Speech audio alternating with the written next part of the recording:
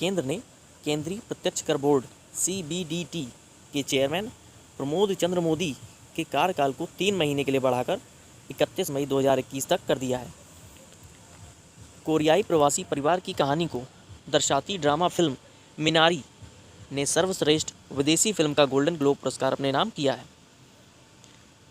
Chadwick Boseman को film मा रेनीज black bottom में निभाई उनकी लीवी ग्रीन की भूमिका के लिए मरणोपरांत ग्लोबल गोल्डन ग्लोब पुरस्कार से सम्मानित किया गया।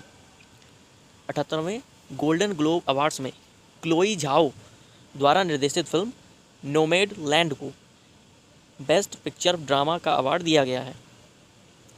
भारतीय अंतरिक्ष अनुसंधान संगठन इसरो ने हिंद महासागर क्षेत्र में सैन्य और मर्चेंट नेवी के जहाज़ों की गतिविधियों की निगरानी के वास्ते DRDO द्वारा विकसित एक उपग्रह सिंधु नेत्र प्रक्षेपित किया है। जमीन पर जायदाद के क्षेत्र में काम करने वाली गोदरेज प्रॉपर्टीज़ लिमिटेड ने आवासीय परियोजना विकसित करने के लिए मुंबई में 1.5 एकड़ जमीन 166 करोड़ रुपए में खरीदी है। ऑस्ट्रेलिया के पूर्व ऑलराउंडर टॉम मूडी को श्रीलंका का क्रिकेट निदेशक नियुक्त किया गया है। राजस्थान राज्य औद्योगिक विकास और निवेश निगम रीको IT और वित्तीय कंपनियों के लिए जयपुर में 4,08,590.85 वर्ग मीटर भूमि पर फिनटेक पार्क विकसित करेगा। एशियाई और राष्ट्रमंडल खेलों की स्वर्ण पदक विजेता विनेश फोगाट ने यूक्रेन के कीव में आयोजित आउटस्टैंडिंग यूक्रेन कुश्ती एंड कोच मेमोरियल टूर्नामेंट के महिला वर्ग के 53 किलो भार वर्ग का फाइनल मुकाबला जीतकर स्वर्ण पदक अपने नाम कर लिया है। सरकार ने IIT बॉम्बे के साथ मिलकर गेमिंग और अन्य संबंधित क्षेत्रों में शिक्षा और अनुसंधान के लिए सेंटर ऑफ एक्सीलेंस स्थापित करने का निर्णय लिया है। चीन ने रक्षा बजट में 6.8% की बढ़ोतरी की है। चीन ने रक्षा बजट बढ़ाकर $209 अरब कर दिया है, जो पिछले साल की तुलना में 6.8% अधिक है। चीन की अर्थव्यवस्था 2020 में 2.3% की दर से बढ़ी थी, जो कि पिछले 45 साल में सबसे कम वार्षिक आर्थिक विकास दर थी। पिछले साल चीन की अर्थव्यवस्था पर कोरोना वायरस महामारी का प्रभाव पड़ा, लेकिन यह जल्द ही इससे उभरने में सफल रही। रिपोर्ट के अनुसार चीन का लक्ष्य 2021 तक 11 मिलियन से अधिक नए रोजगार उपलब्ध कराना है। दक्षिण अफ्रीका क्रिकेट बोर्ड ने डीन एल्गर को टेस्ट टीम का नया कप्तान बनाया है। वहीं बोर्ड ने टेम्बा बाम्बुआ को अपने सीमित ओवरों के कप्तान के रूप में नामित किया है।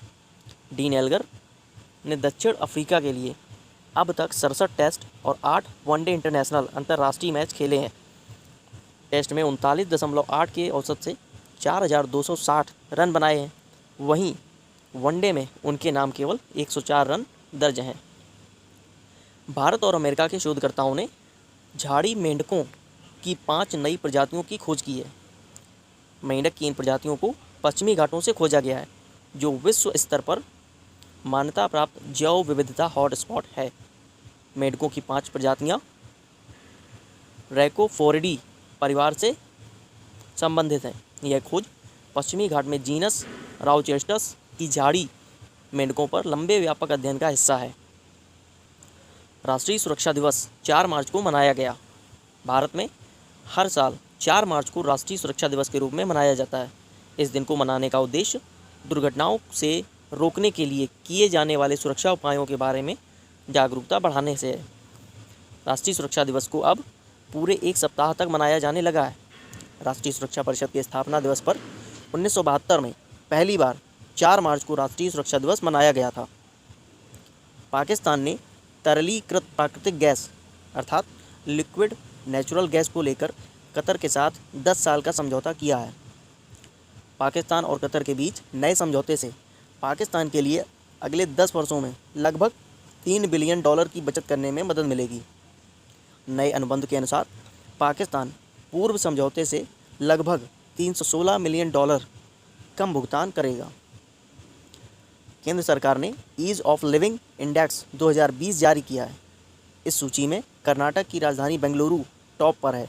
बेंगलुरु को 10 लाख से ज़्यादा आबादी वाले शहरों में रहने के लिए देश का सबसे अच्छा शहर माना गया है। 10 लाख की आबादी से कम के शहरों में हिमाचल की राजधानी शिमला सबसे अच्छा शहर माना गया है। कौन है? बेंगलुरु।